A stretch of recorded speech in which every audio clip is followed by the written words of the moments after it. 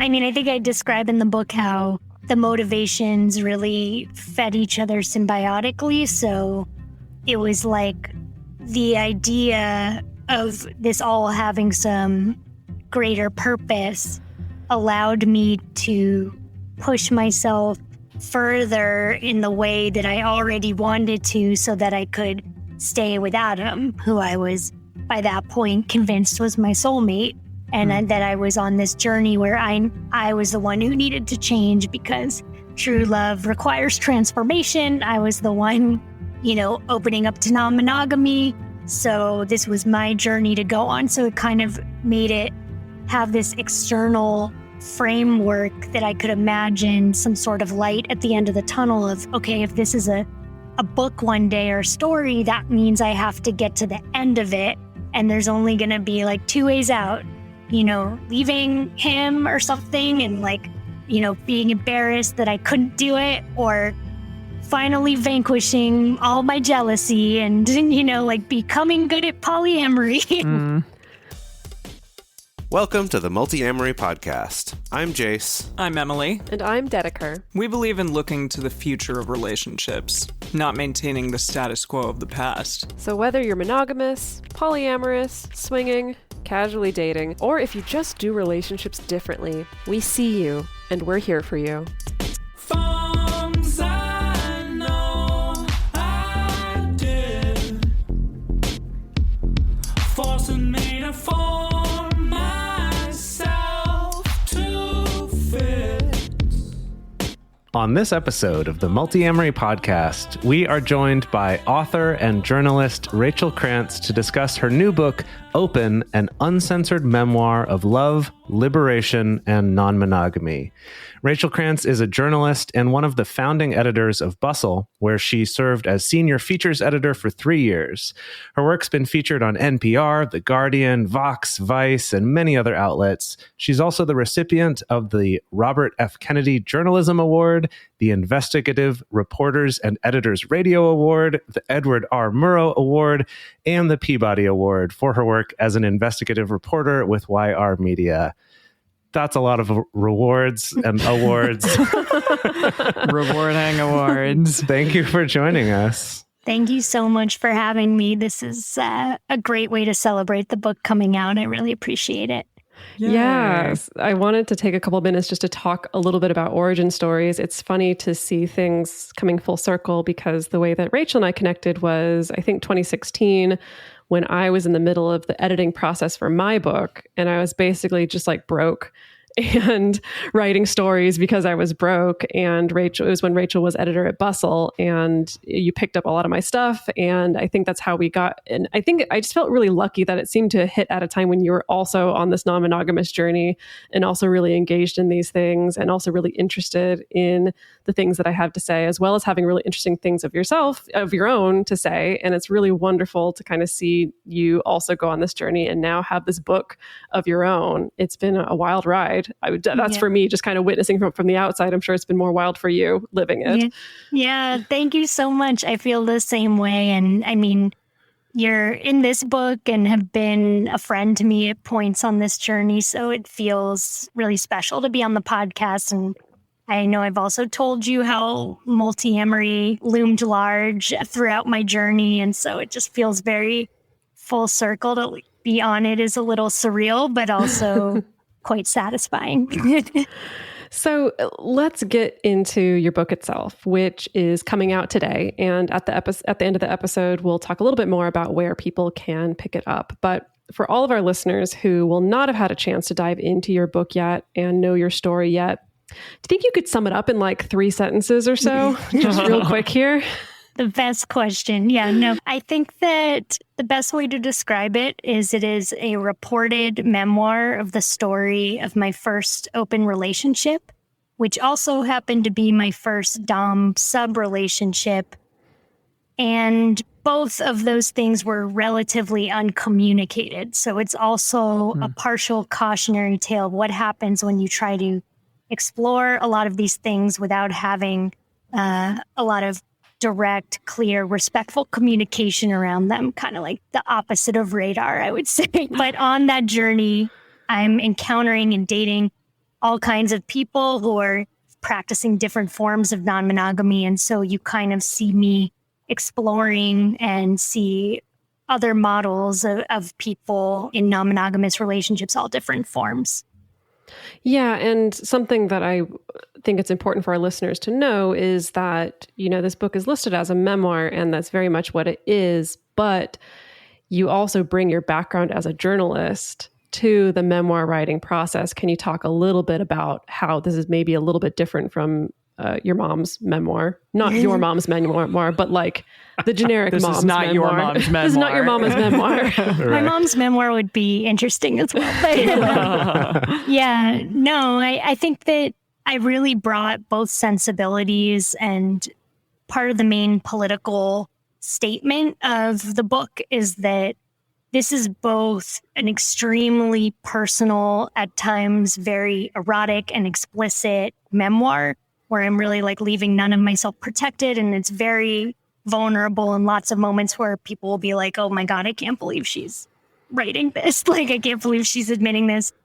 But it's also a story I spent, 5 years reporting and put a ton of rigor into it as a journalist, in terms of doing dozens and dozens and dozens of interviews, reading all the books, doing tons of research, and also just immersing myself in the story as an immersion journalist who is also living it at the same time. So I think, in our culture, we tend to create these boxes for women, especially, where it's like either you get to be a respectable professional journalist or other kind of respectable career person, or you're someone who talks about sex explicitly and talks about your feelings in extremely vulnerable detail.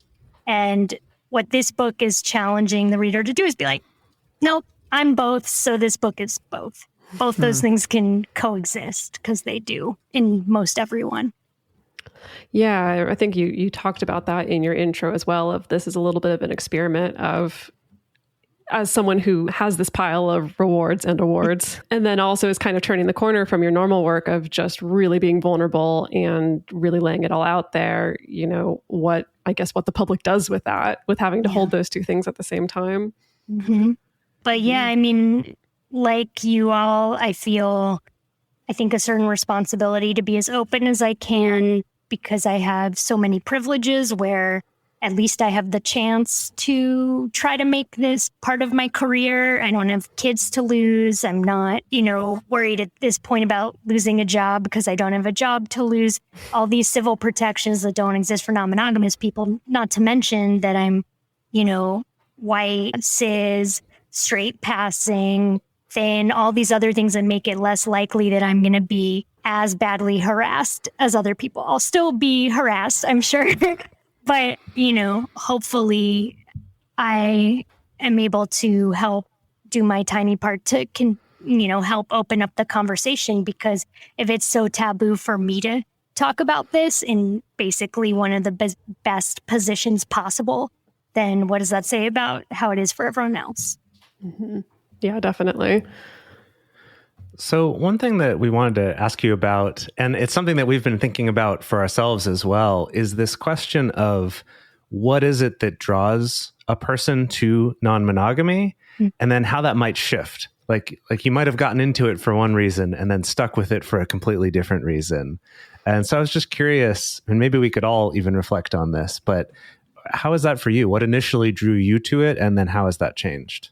Yeah, so I mean, I think I was familiar with the concept. An ex mailed Sex at Dawn to me after we broke up, saying it had really helped him and he hoped it would help me too. And, I resented the passive aggressive implications, but I also totally devoured it with a very focused interest, and it made a lot of sense to me and really shifted how I began to think about relationships. And I was like, of course I've been sold yet another capitalist patriarchal narrative. That makes total sense.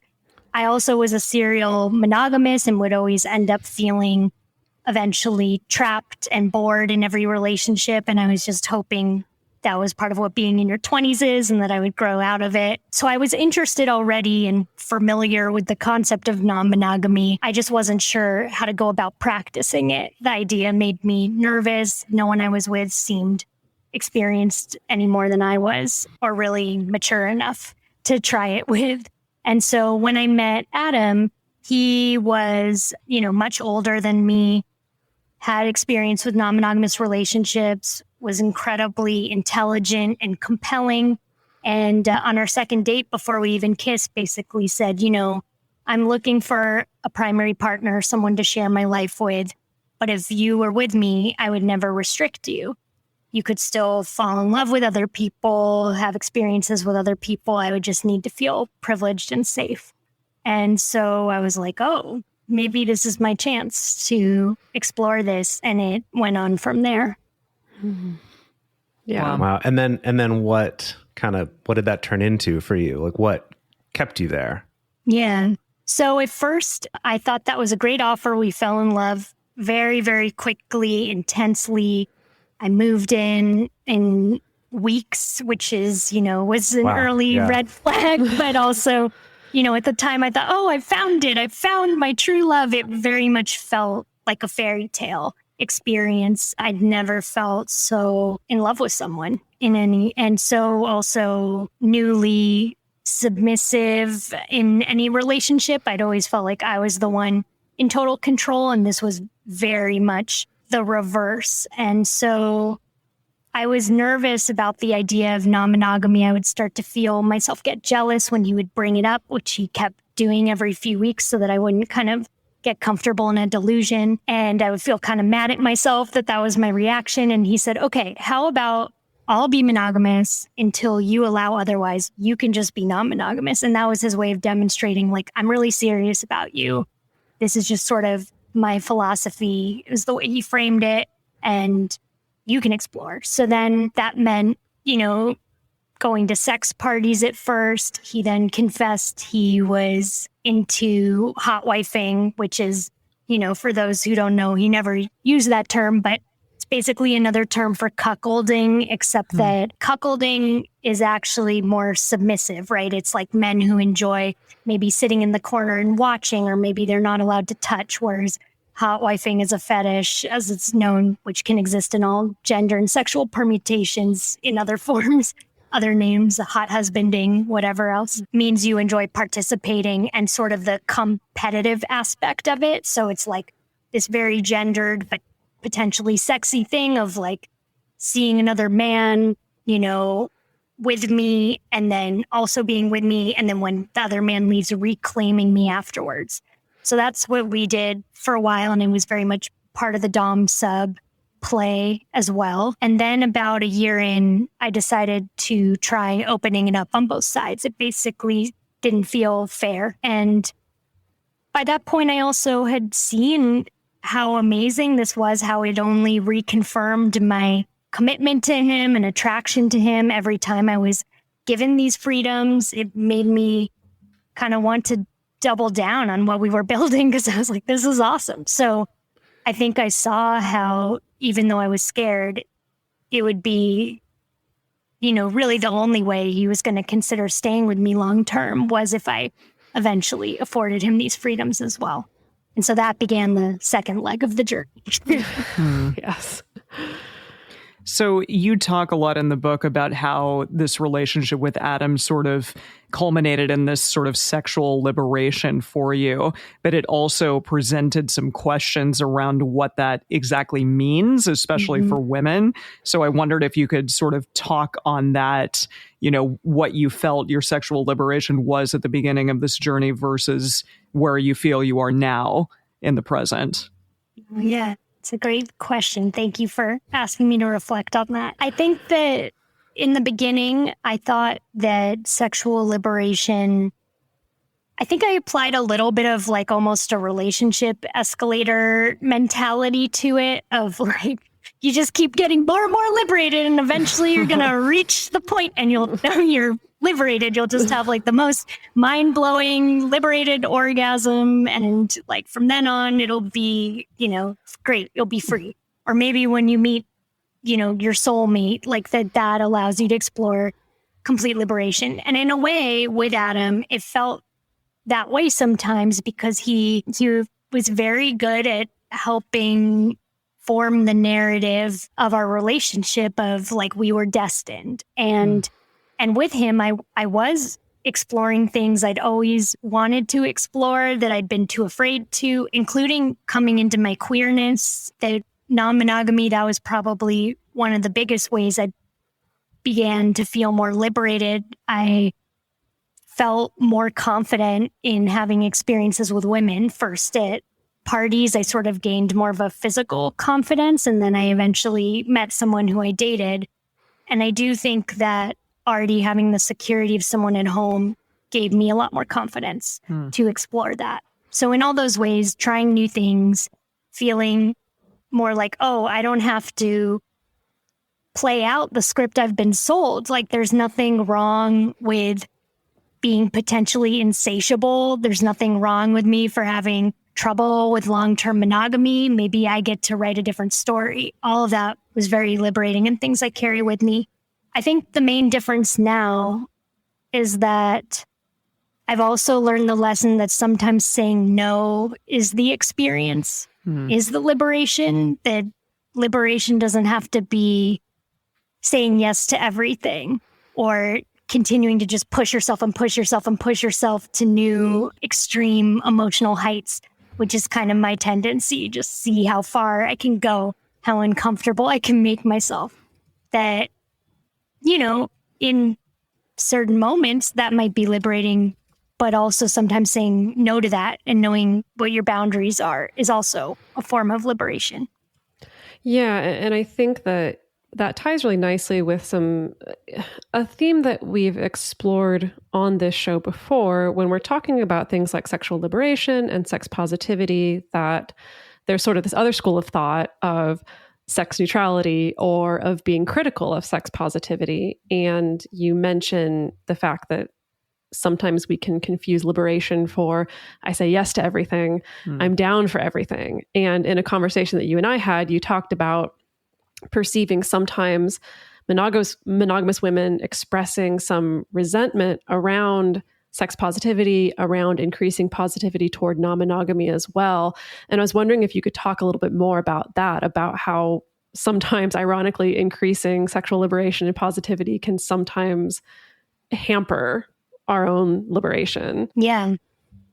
I mean, I think a lot of the book is about how seemingly opposing truths often coexist. Like both those things can be true at the same time. Sometimes, like it's not good if non-monogamy becomes yet another cool girl standard that you feel held to, or if it becomes another tool for coercion, or like you just need to be down or you're repressed, like that is just another standard for people, usually women, to be holding themselves to in service of male pleasure, usually. So that's not a good thing. And I get that there would be resentment if non-monogamy is ever being used to do that. At the same time, I think I really show in my story, in my journey, how it gets really complex and subtle, how some of that can be going on at the same time as it's a really good thing for me in my life to be exploring all this at the same time as you see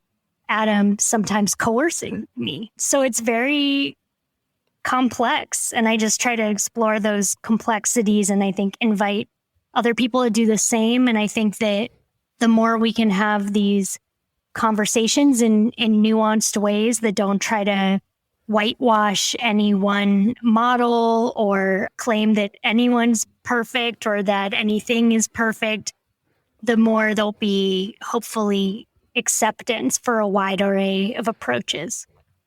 Yeah. Yeah. So you also had a section in the book where you're having a conversation with your friend Aisha, and they say sexual liberation is still really unavailable to male and masc people. And we don't talk about that except in some butch communities. We talk about masculinity in terms of damage, violence, toxicity. We don't have enough of a conversation about how to help free men and mascs from that and provide loving alternatives. how did that conversation affect your thinking around those things? And how have you seen that since then? Yeah, I think that very much affected me in the writing of this book to approach, I guess, when I was describing what ended up happening with Adam in a way that hopefully avoids blame or simple categorizations of kind of villain and victim, and instead recognizes what is the suffering of men under patriarchy as well. What drives someone to potentially, as the story goes on, want to control someone else's behavior and mind, and how could it be their own disowned emotional vulnerability that's driving that, and to try to really dig into that with psychologists. So, throughout, it's really a narrative memoir that's reading as a story, but you have psychologists and other people commenting in the footnotes or kind of woven in of how this is indicative of larger trends, other things they see. And so I think hearing Aisha say that was just kind of a reminder that even though I'm describing me and Adam as individuals, it's not really about us. At the end of the day, it's about behaviors. And even if I am describing him or me, it's always going to be an approximation, not just because of the form, but because everyone is constantly changing. So it's really more us as sort of the characters in this fable of what happens when you try to explore all these things and push against these norms, but you're still under patriarchy, you're still under capitalism, you're still under these systems. And more than that, this very gender normative power dynamic where the man is extremely dominant and the woman is extremely submissive, and that there's nothing wrong with that. We can explore all the ways that that can be chosen and pleasurable and explored in a consensual way. But what goes wrong when that's the default and when it becomes below the line and taboo to even talk about in the relationship? Because we also find it kind of taboo to talk about that in general, right? And in society, how that plays out. So I very much view us as this kind of parable for how all these things are always at play, if that makes sense. Yeah. Yeah, it's almost like this sense that, I think that on this show, we're constantly, and I know when I do interviews or when people ask us questions, we're constantly trying to push against this narrative that non-monogamy is automatically more enlightened, more progressive, more feminist just by default. It definitely can be all those things. And one could maybe make the argument that it'll probably be more fun and cool if it is all those things. Yeah. But it seems like you're really laying out the fact that because of the air that we breathe, like all the things that are baked into the air that we breathe, it's like we can be making choices to have more progressive sexual relationships or romantic relationships or friendships, but there's still a lot of pit traps around. Of course. Yeah. And it's human beings, who are flawed, and there's going to be, just like with monogamy, there's going to be any wide array of every kind of relationship outcome and permutation, from totally awesome to abusive. It's going to be the same thing with us. It just depends on the people and their dynamic and the way they approach it. So I try to remind people of that throughout, hopefully. But of course, because we're so marginalized and there's so few mainstream representations, it's very tempting to make generalizations of like, oh, see, this is what all non-monogamous people are like. So I just try to call that out as much as possible in the book to kind of keep checking the reader that this is just my story and this is what happened. This is not fiction. This is not a how-to guide. This is what happened. So I'm not going to be dishonest about it, even if it doesn't always make us look good in the immediate. Yeah. And that leads us to our next topic here, which is talking about, the abusive dynamics and toxic dynamics that can show up in non-monogamy. And on our show before, we've talked about the fact that sometimes non-monogamous relationships can become fertile ground for particular types of coercion or particular types of manipulation or for emotional abuse. And so, if our listener hasn't gathered already, that's part of your story, right? Is kind of documenting this arguably slow, subtle decline into these more toxic dynamics. And I'm wondering, I mean, do you think that there's a special flavor of emotional abuse that shows up in non-monogamy that's different from how it may present in monogamous relationships? Yeah, I mean, I think I can only really speak to my experience, but I think that certainly... Okay, so you have jealousy in monogamous relationships is very dangerous. That's the first thing to say. Like, obviously, monogamy is a ripe breeding ground for abuse because that's where most of it happens, right? And like most women who are assaulted, it's by partner. And over half of women who are killed in the United States, it's a partner. And 12% of those homicides are associated with jealousy. So that's just to put that out there first of like, monogamy is also clearly and jealousy, obviously a ripe ground for all these behaviors because you can use jealousy as an excuse of, I'm going to lock you up. Why were you talking to him? What are you doing? You know, obviously. It's been used as an excuse in court cases also, like as a straight up defense. Yeah, there's a big precedent for that. Yes. Yeah. Absolutely. Yeah.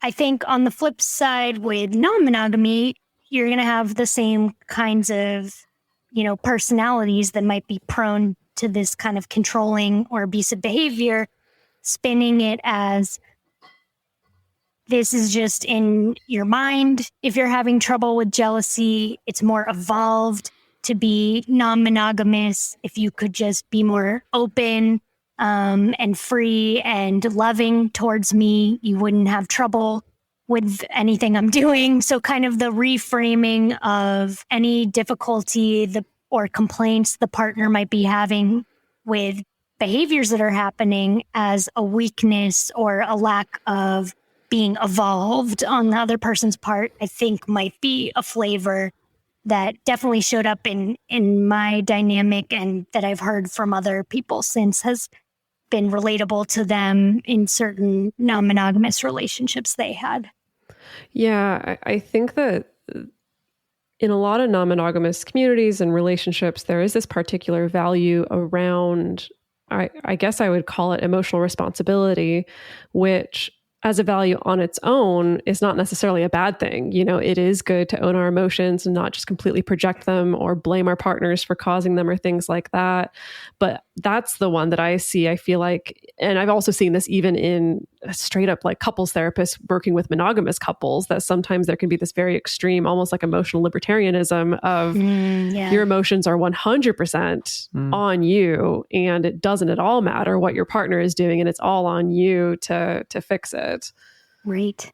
Yeah. And you're even quoted in the book, Dedeker, about, you know, how you see coercion play out, maybe sometimes specifically could look like someone feeling pressured to go through with a threesome or something like that because they feel like they'll ruin the night for everyone if they don't, feeling like they don't have a choice in being non-monogamous if they're not going to have the partner withdraw from them or punish them otherwise. So really feeling like you have to be down or I'm going to walk away from you immediately is another way it could show up. And of course, it can show up in the reverse of a non-monogamous person feeling coerced to be monogamous.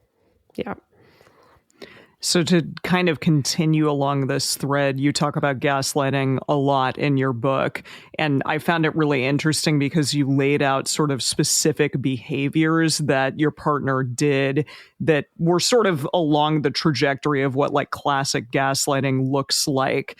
Although you also discussed self-gaslighting, which was an interesting concept and something that I would like you to elaborate on a little bit. Like, what does that really look like for you? And what did you mean when you were discussing that in the book? Well, I think that the way I was able to describe how gaslighting works was because I recorded so much of it. It's one of those things that's very hard to explain.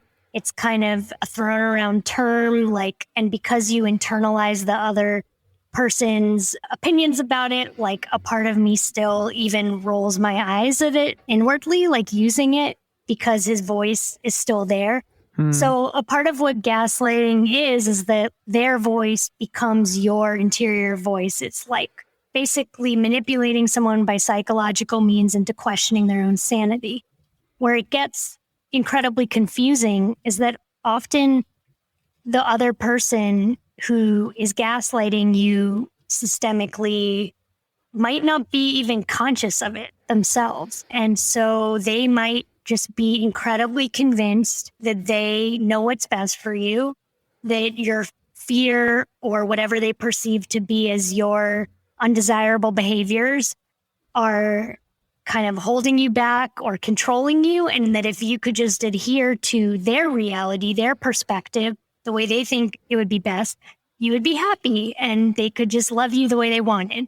So that's kind of one of the cornerstones of gaslighting. And so as you fall deeper into that and the person kind of pushes that narrative consciously or unconsciously and you believe it more and more, there becomes really hardly any difference between the gaslighting and the self-gaslighting. Most of it becomes internalized because you hear, if you're saying, wait, I'm not feeling like this is okay the way he's talking to me right now, you immediately hear his voice in your head / your voice. There's not really a difference anymore, arguing with you exactly why that's incorrect or why you're being oversensitive or why you basically shouldn't trust your own instincts. So yeah, by the end, there was no difference really but I guess the self-gaslighting was the constant undermining of oneself and one's own feelings.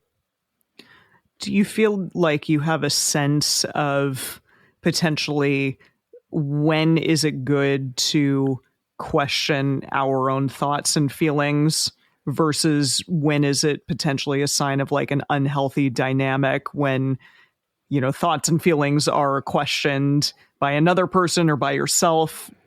I don't know. Yeah. You've been through so much here. Yeah, I don't know if you can speak to that a bit.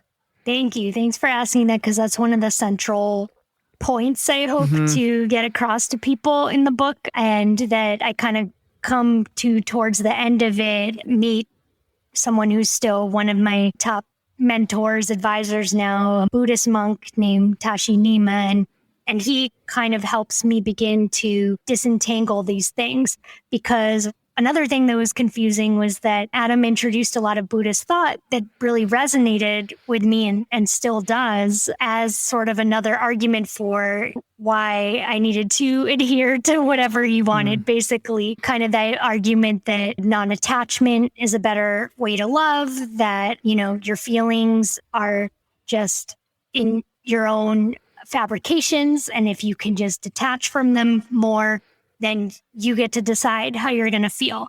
And there's a degree of truth in that. But what Tashi helped me see is, okay, it's good to examine your own initial emotional reactions and thoughts, to learn to meditate so that you can better observe them. The distinction is someone else should never be telling you what should and shouldn't be in your mind.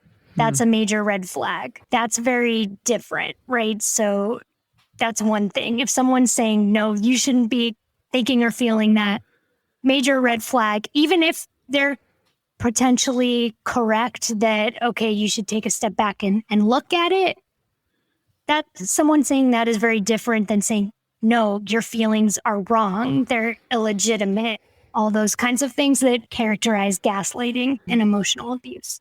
So I think, yeah, that's kind of the main distinction I keep in mind now. Sure, examine my thoughts and feelings, but don't discredit them as unreal. Another helpful distinction I'll just say quickly is the Buddhist teacher Tara Brach, who's been very helpful to me, and she's also a psychologist. She has a distinction she says as real but not true. So things can be real but not true, right? And it's that same distinction of, you could be having feelings of jealousy and even sit with them for a moment and say, okay, can I start to parse out how this is grounded in, you know, things that maybe aren't true, fears that I'm unlovable, that my partner's gonna leave me tomorrow, things that you know that are not true.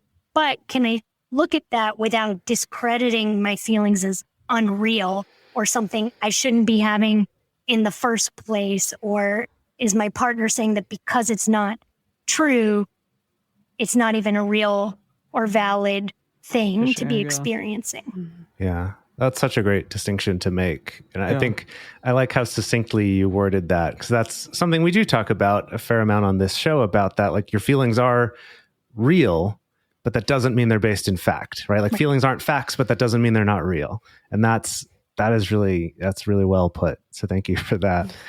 I also, just something that you said really struck me was how you talked about how clearly, non-monogamy is a part of your life now, and also Buddhism is. And both of those things came from someone who was abusive and used both of those things as a form of coercion.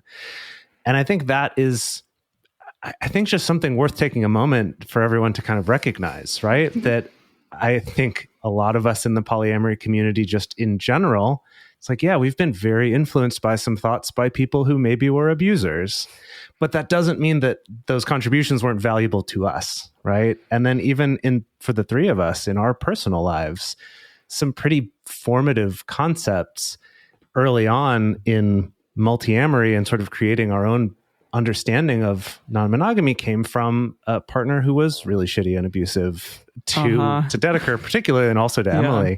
And so, but it's like we still got something from that, and it doesn't kind of take away from the value that we got, from that thing, even if it was kind of, I wish it had a better source, right? But that's great to still have that value. Yeah, and I would just add that I don't think abuser has to be a fixed identity either. I prefer to speak of it in terms of behaviors. So everyone can, in the book, I also exhibit abusive behaviors at times in reaction to being kind of, yes, consistently verbally and emotionally abused, but that doesn't change that I was also going back with sometimes name calling towards him or any of these other things that are also abusive behaviors. And I think also that Adam or anyone else is not fixed in being an abuser with a capital A. They might just have abusive patterns that they can also work on learning. And I think that that's also part of what kept me in the dynamic feeling pretty isolated a lot of the times, was sometimes the dialogue didn't always acknowledge that. And the fact that people stay in these dynamics because the person who is abusing you sometimes or gaslighting you or whatever it is hardly doing that all the time. They're not shitty all the time. They also often really love you. They're not doing it. They're not loving you very well a lot of the times, but they're trying, and you fell in love with that. And there's a lot of things about them that are awesome too, often, and very compelling still. And so, yeah, there's so many things that I will always be so grateful to Adam for. And I wouldn't take back any of it, because I think I got exposed to all these wonderful ideas. It was just a matter of needing to learn the lesson that I didn't need someone else to tell me what was correct and what I should be thinking or feeling about any of these ideas. Yeah, I just wanted to highlight something that you said basically about, these identities or these patterns not necessarily being fixed. And I think our culture has such a hard time when it comes to narratives about toxic dynamics or unhealthy relationship dynamics, whether it's the level of writing a memoir or just the level of telling your friends, that our culture so encourages us to be like, find the bad guy, find the good guy. And that's the way our brains work. They evolved in that particular way to just kind of create some quick categories so we can make some quick decisions and we can survive. But I think that is the really frustrating thing, is that that's just the story that we seem to be craving, is identify the bad guy for me. Okay, they're totally bad. I can throw them and everything associated with them in the garbage. Identify the survivor or the victim. Okay, they're 100% totally good, did nothing wrong, absolutely blameless, didn't contribute to that dynamic whatsoever. Like they were just, the princess to be rescued, ironically, I think is the way that we think about it. And I think that holds back so many people from sharing their stories or sharing stories like this, because we have this myth that if I did anything that was less than good behavior, that means maybe I'm to blame, or I'm equally as culpable as the person who hurt me. And I just so appreciate that in telling this story, you're willing to be vulnerable and like take ownership of like, I did some shitty things too. You know, it really wasn't great. But because I think even that just holds so many people back from being able to just be honest about what happened. So we're going to keep going with this conversation. We're going to take a quick break to talk about the ways that you can best support this show to help us keep this information coming for free. And we're back. So another theme that you explore a lot in the book is the spiritual component of this, both in the sense of exploring some Buddhist concepts, but also I think separate from Buddhist concepts, just the general journey of personal growth and really trying to sift through what's actually the good stuff here versus what's the not so good stuff. And you do touch on spiritual bypassing quite a bit. And we've talked about that on this show before, but we want to hear from you. I mean, how do you define spiritual bypassing? How did that show up for you? Yeah. And Dedeker, I love that you guys talk about it on the show. And I think you have in the Smart Girls Guide also. I think you talked about it. Well practiced at spiritual bypassing. Yes. That's the reason why.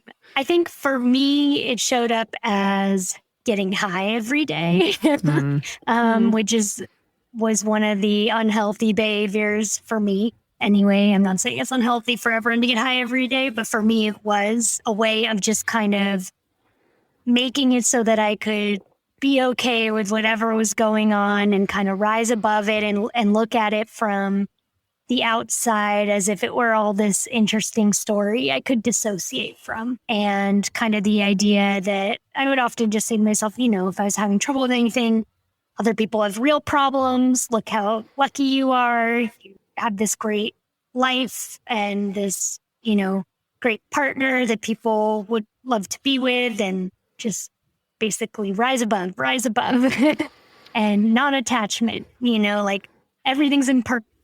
Just lots of that kind of stuff. And all those things are true. Everything is impermanent, you know. Other people do have worse problems, and sometimes detaching a little bit can help you examine your beliefs in a way that could be helpful. But when you're basically gaslighting yourself, numbing yourself, prematurely skipping over feeling your feelings by just kind of, spiritually rising above them, that's probably spiritually bypassing.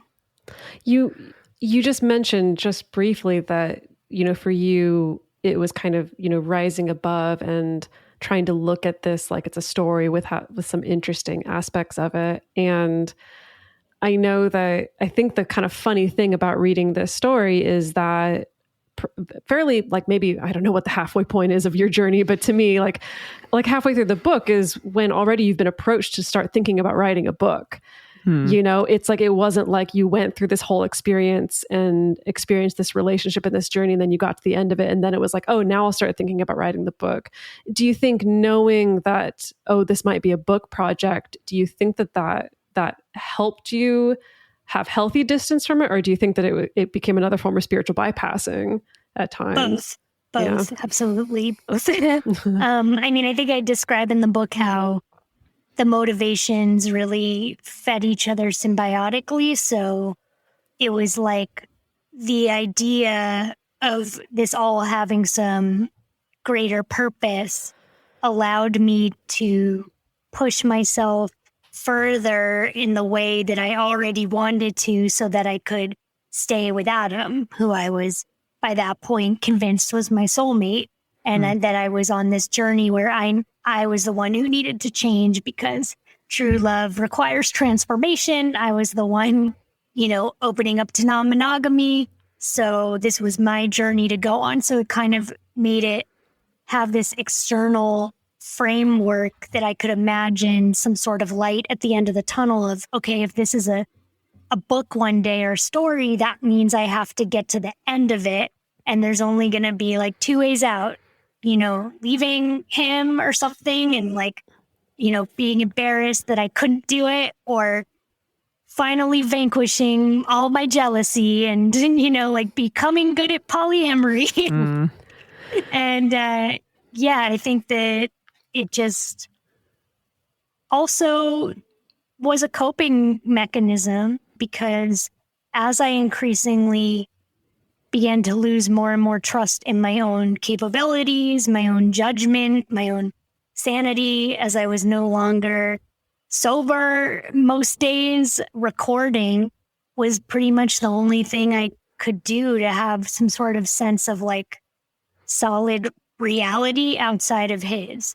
So I could sense I used to like be a more confident, assured person. What's happening to me? This is interesting. The journalist in me, the person who was beginning to really practice sitting with my feelings, meditating a little bit, looking in my mind was like, okay, I am very caught right now. I have no idea how I'm going to like untangle all this, but one day I might want to be able to look back on what actually happened because I sure as hell am not going to be able to remember a lot of the specifics of it because I'm, stoned all the time and because his way of framing things was so masterful.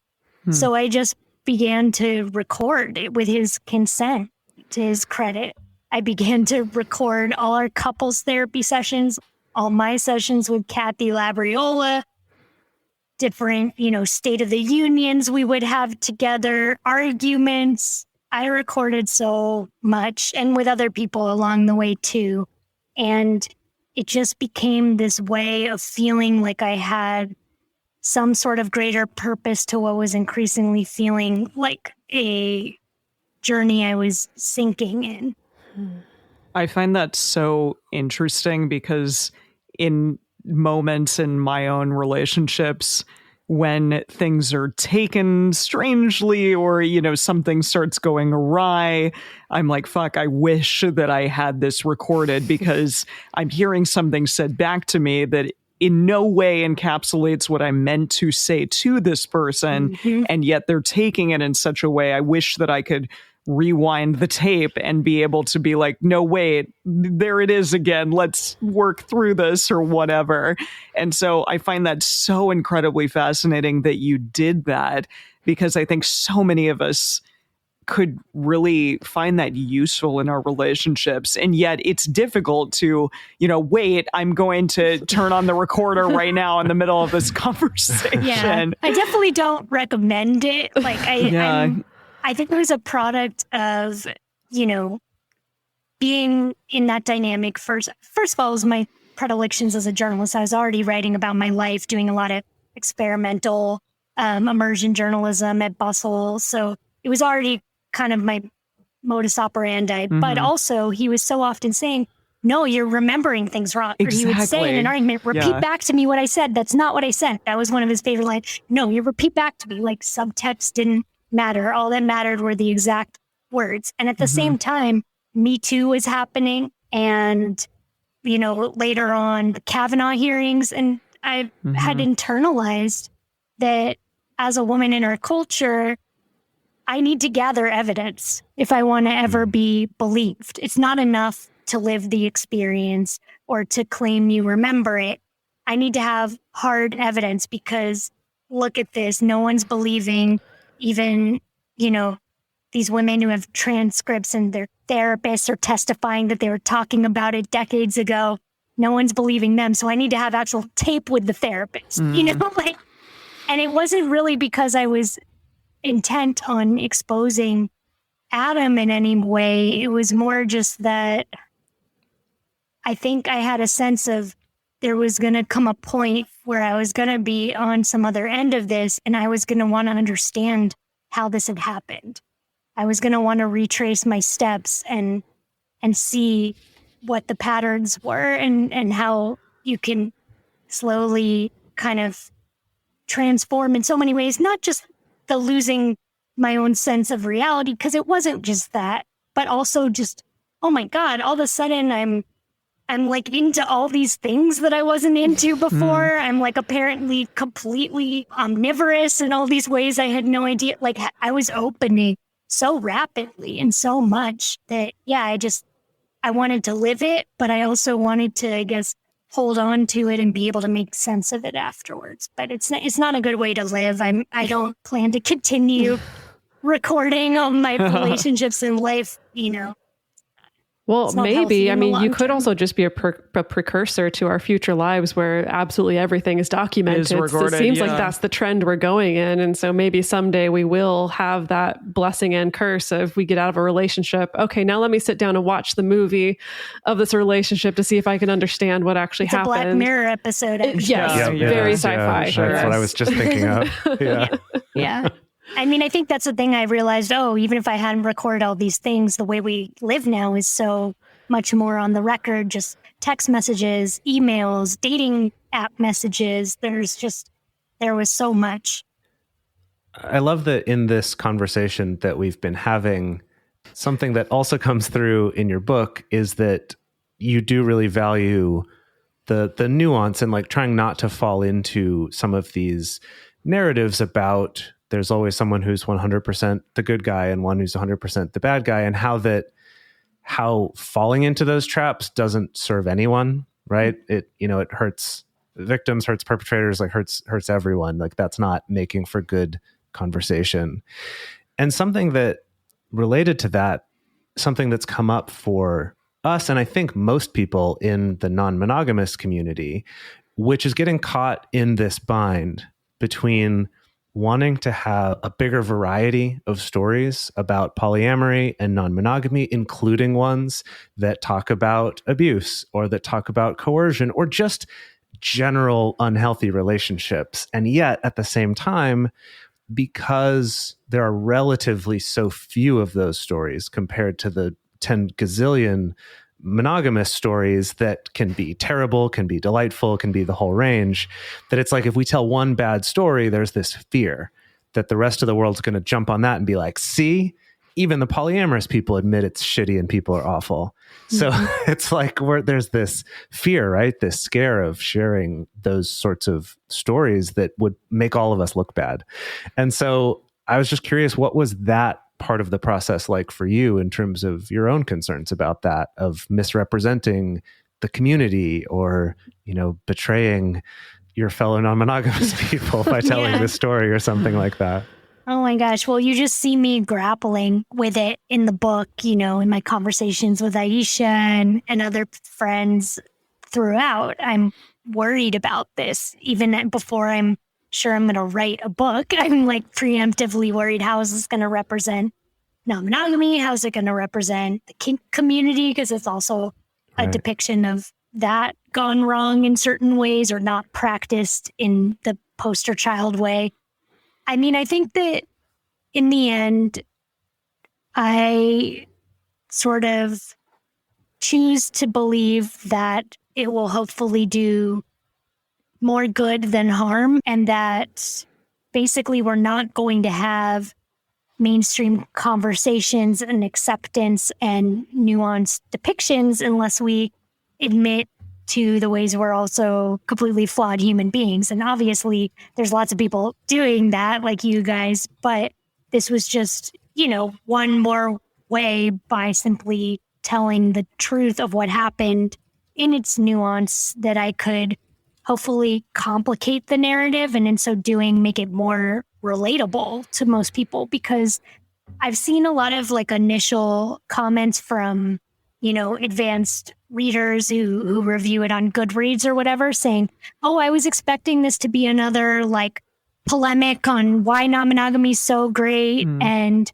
instead like it was this story that made me think about all these things and like was really nuanced and all, and I was great. That makes me so happy to hear, because I get that tendency to be like, I don't even want to hear about you because you think you're perfect. And I guess I'm sort of a little comfortable with that too, or familiar with it because of, like Emily, I'm a vegan and I've been a vegan activist for many years now. And that's another group that people are more sometimes really angry or antagonistic towards, because they feel all that same kind of cognitive dissonance or disavowed things in themselves that make them uncomfortable. And so, yeah, there's a lot of whitewashing that I was also complicit in the beginning of saying, oh, it'll make your health perfect, or, it's not an eating disorder. There's no eating disorders here. And again, of course, because vegans are humans, sometimes they're going to have eating disorders. And because non-monogamous people are humans, they're going to sometimes be in not perfect relationships, and are having to claim to be in perfect relationships is another restrictive box that I think we only get to break out of by being more and more honest and vulnerable, potentially, because then we're human and relatable. Yeah. Yeah. I mean, in the book, specifically in this section, you're talking about polyamorous people, but, you ask the question, why should polyamorous people have to prove they're only in happy relationships in order to be respected? And I guess the same thing with veganism is like, why does someone who makes a particular diet choice or living choice have to prove this is 100% good for you? The sacrifices that you're going to make are only going to bring good things to your life in order for that to be respected. And I guess that's just another example of just the broader dualistic black and white thinking that we're also comfortable with being applied in many, many different situations. Yeah, and I think you see all different marginalized groups go through these stages, right, of media representation. So we're pretty early on, non-monogamous people and vegans, and it's pretty early on where you hardly ever see us. If we do, it's like a joke, or it's some brunt of a joke or a bad thing. And, I think that used to be true for queer people. That used to be true for people of color in movies. And then you sort of had the stages where they're deciding, oh, okay, you're allowed to be a character now. And first you're a sidekick. And then in the first depictions of when you get to be the hero, we're so self-conscious that you're going to call us discriminatory now, that this hero has to be perfect. And they're not flawed because we don't want to be called, homophobic or racist or sexist or any of these things. The female superhero has to be just like the man. And all these things that become their own boxes, but are understandable stages. But now we're at a place where, because there have been incrementally more and more increasingly complex stories, we can have a gay villain, we can have a hopefully female anti-hero, and, that's real equality, really.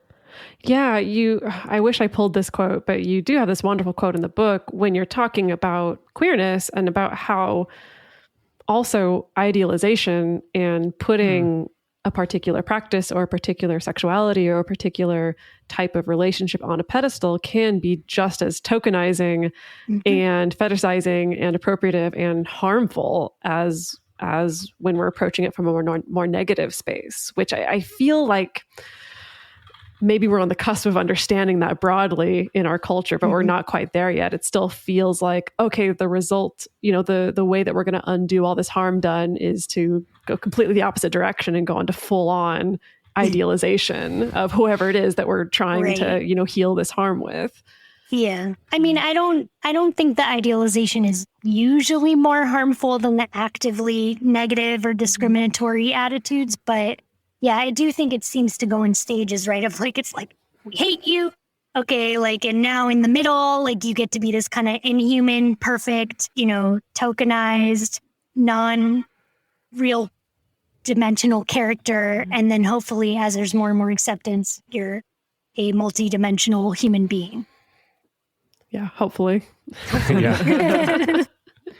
Wow. Well, Rachel, this has been a really amazing conversation. I feel like we could discuss so much regarding your book and just non-monogamy in general for a really long time, but we are running close to time, although we are going to continue the conversation in our bonus episode for patrons. I am interested, where can people find more of you and your work out there?